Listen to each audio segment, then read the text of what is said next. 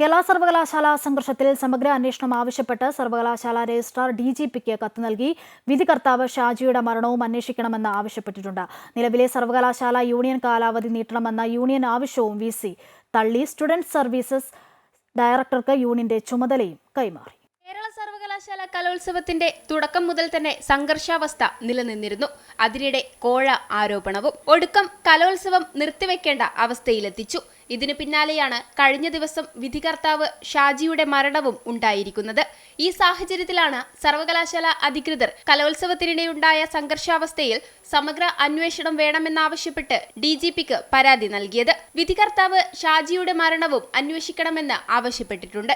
മരണത്തിലെ ദുരൂഹത നീക്കണമെന്നും സംഘർഷത്തിൽ SFIയുടെ പങ്ക് അന്വേഷിക്കണമെന്നും ആവശ്യപ്പെട്ട് KSU ഗവർണർക്ക് പരാതി നൽകി. കേരള യൂണിവേഴ്സിറ്റി കലോത്സവവുമായി ബന്ധപ്പെട്ട് SFIയുടെ അമിതമായിട്ടുള്ള രാഷ്ട്രീയവൽക്കരണമാണ് ഷാജി എന്ന് പറയുന്ന വിധികർത്താവിൻ്റെ ആത്മഹത്യയിലേക്ക് എത്തിയതെന്ന് KSU സംശയിക്കുകയാണ്. അല്ല, ഇതിൽ ദുരൂഹതയുണ്ട്. കാരണം ആ വിധികർത്താവിൻ്റെ ആത്മഹത്യയിലേക്ക് എത്തിയ സാഹചര്യം എന്ന് പറയുന്നത് പകൽ പോലെ വ്യക്തമാണ്. ഇതിൽ വലിയ രാഷ്ട്രീയ ഇടപെടലുകൾ SFI എന്ന് പറയുന്ന സംഘടന നടത്തിയിട്ടുണ്ടെന്നാണ് ഞങ്ങൾ മനസ്സിലാക്കുന്നത്. നിലവിലെ സർവകലാശാല യൂണിയൻ അസാധുവാക്കും. പഴയ ജനറൽ ബോഡിയാണ് യൂണിയൻ രൂപവൽക്കരിച്ചത്. കഴിഞ്ഞ മാസം പുതിയ ജനറൽ ബോഡി നിലവിൽ വന്നു.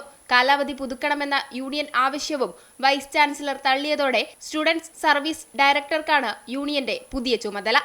അമൃത ന്യൂസ്, തിരുവനന്തപുരം.